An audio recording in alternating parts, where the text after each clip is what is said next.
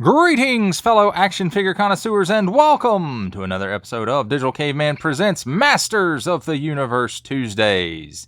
I, as always, am your host, the Digital Caveman, and today I will be presenting you with Mega Construx Masters of the Universe Battleram. Thank you for watching this video, or any of my other videos that you may have watched, which I hope is all of them. Each view does count, and I do appreciate each and every single view that I receive. Thank you, and thank you for supporting this channel. Comment below, like, share, subscribe. If you'd like to see more reviews or support the channel further, which I really would appreciate. And don't forget to ding that bell so that in the future you will be notified as my new content becomes available. And with all that said, let's get into it. And first of all, as we always do here on Digital Caveman Presents, let's take a look at the packaging. And as we have seen in the other Mega Construx Masters of the Universe sets that I reviewed, that does have great and lovely artwork. Very Masters of the Universe. Here we have Triclops. We have the Battleram, Mechanic, 8 and up, Pro Builders, 188 pieces, a barcode, Battleram, Mega Construx, and Masters of the Universe. And in the background there you can see Castle Grayskull, although it is not the Mega Construx Castle Grayskull. On the side of the box we have nice artwork of Mechanic along with product shots. It looks like actual product shots of the vehicle and the two figures. On the other side we have nice artwork of Triclops, and again what appears to be actual product shots of the vehicle and the two figures. Mega Construx Masters of the Universe. On the top, Mega Construx Masters of the Universe and small print, fine print, legalese print in various languages. On the bottom, small print, fine print, legalese print, symbols I'm not going to learn, and a different barcode. And on the back, nice artwork of the separated Battleram, which is, I don't know what they call this piece. I guess this is just the Battleram. And the Sky Sled. Very nice. Mechanic firing a missile at Triclops, who is getting away. And let's open it up and take a quick look at what is on the inside. And the box is just taped up just like Roton was. Let's see if we can get that open. Hey, how about that? Not even much difficulty. And let's take a look at what's in the box.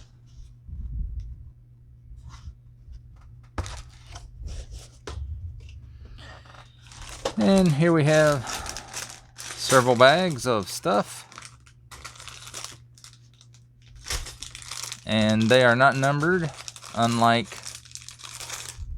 the Talon Fighter and Point Dread, which was numbered. And I forgot to look and see if the bags were numbered on Roton when I opened it up. Maybe I'll remember to mention that in the review. And again, here we have the instructions. And again, as I have stated in my reviews of these before, they're not quite up to Lego instructions. I sometimes do have to go back and redo a couple of things because of the instructions not being quite as clear or simple as they could be. But look at that. I don't even have to put Triclops together. That's awesome. Mega Neck. Ooh, he's together too, except for his neck extensions right there. That's pretty cool. Alright, next segment will be the completed model, because I am not going to try to speed put that. I ain't doing that. And now let's take a look at the completed models. And first of all, let's take a look at the figures. So as you can see, very nice decos on this. This piece is a kind of a rubbery piece there for Triclops, and he's got one eye, and he's got two eyes. That's red eye. He needs some Visine. And then his third eye. And he does come with his sword that looks like his classic sword. And he does have a sort of a sheath on the back. And at least he has a place to store it at least. And this is very reminiscent of his original weapon, right down to the, I guess you could call it the hand guard right there.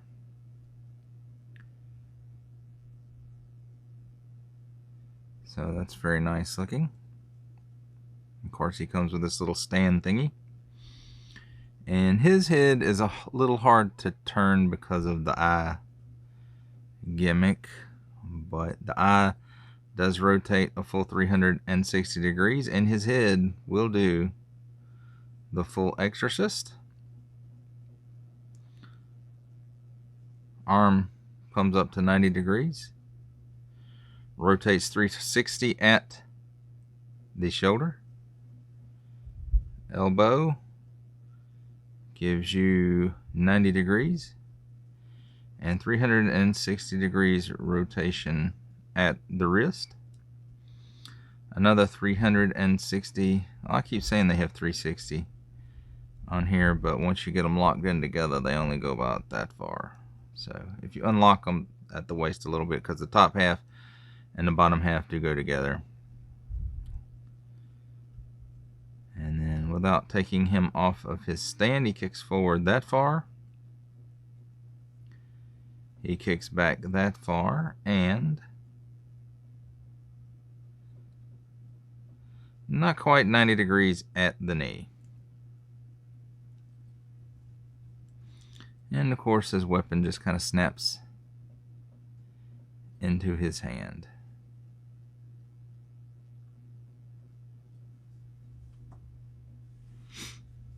And next up we have Mechaneck. We'll take a look at his weapon, which is the weapon that he originally came with, some kind of Macy Club thingy. And this actually was in two pieces. The handle piece just attaches to the rest of the club. Unlike Triclops, he did come with two extra pieces for his neck effect, in which they do just pop off, and you can just use one, or you can use both of them, or you can use none of them. So this guy, you know, he's pretty much the 80s figure, right on down to his silver fur booties. I never understood that one, but you know, it's Eternia, it's a magical place. Maybe they have beasts that have silver fur. So nice paint apps on this guy. Articulation, his head will do full 360. Arm will go out that far. 360 degrees of rotation. And something I forgot to mention on Triclops, they do have a 360 rotation at the elbow joint. And this arm on doesn't quite get 90 degrees. It's because of this molded detail right here that Triclops, you can see he doesn't have that molded detail. This is a piece right there that his wristband, wrist armor, spiky thingy sticks on there. This arm without it does get a full 90 degree bend, and as you can see, it's because he has a regular arm with the clip-on bracelet. And then 360 degrees of rotation at the wrist. And because I didn't take Triclops off of the stand, I forgot to do some articulation. The legs do split apart that far. And Mechanic can kick up that far forward, that far backwards, and not quite a 90-degree bend at the knee. And he does have some waist articulation also.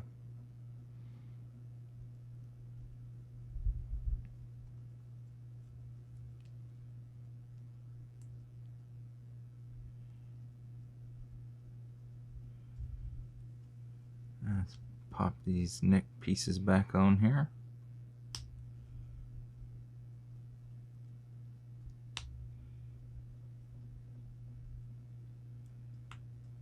And he does have, there's a little bit of waggle and stuff in these neck pieces, so it's not just a static up and down kind of thing.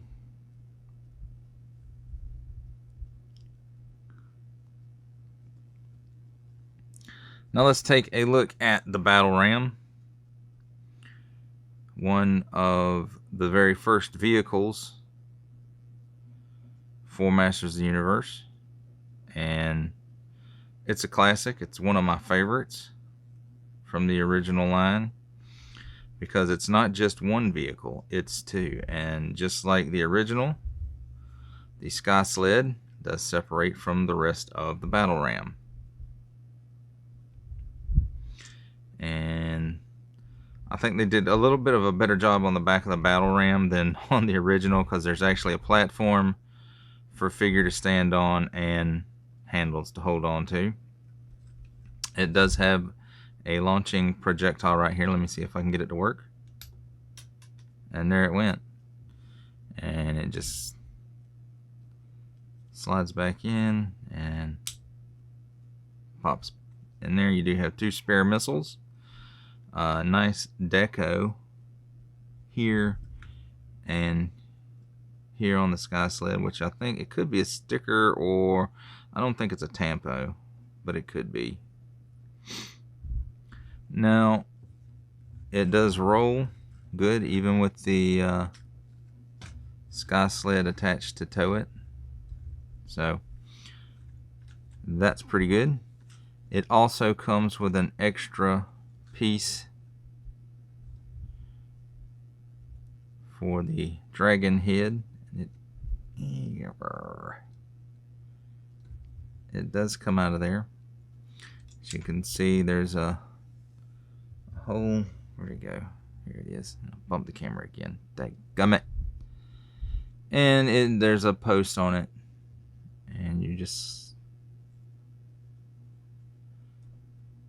And there we have the different head for it. This one reminds me much more of the original, so that's the one that I'm gonna put on it and leave on it. I know the difference is, like, one of them is for the bad guys and one of them is for the good guys when they were on the Filmation show.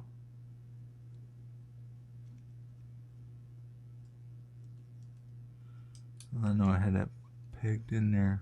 I'll put it back later. But here we go. And then the Sky Sled, of course, it does have handles. One more tampoed, like, control panel or something for the Sky Sled would have been kind of cool. But, you know, it works like it is. Nice tampos here. And, you know, this is definitely recognizable as the Battleram and the Sky Sled.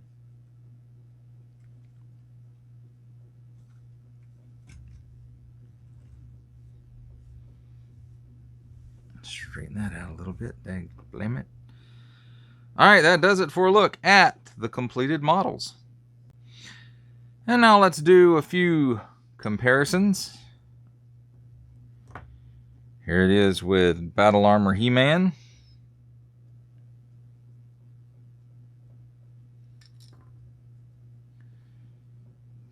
Battle Armor Skeletor.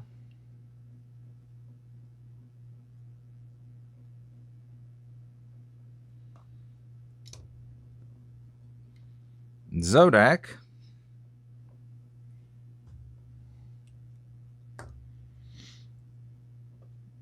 the Sorceress,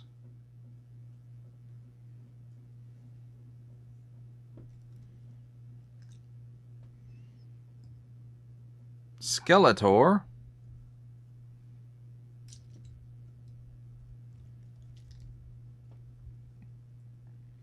He-Man,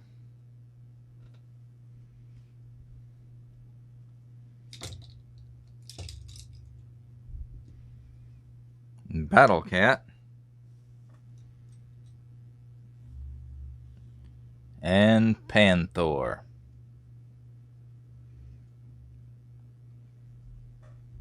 At least for the figures, that does it. We'll move these two guys out of the way. And let's move these two guys out of the way.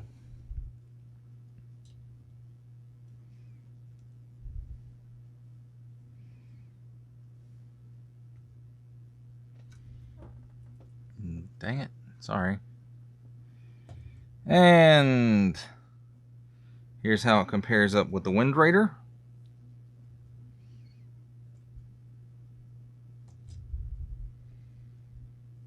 Here's how it compares up with Roton.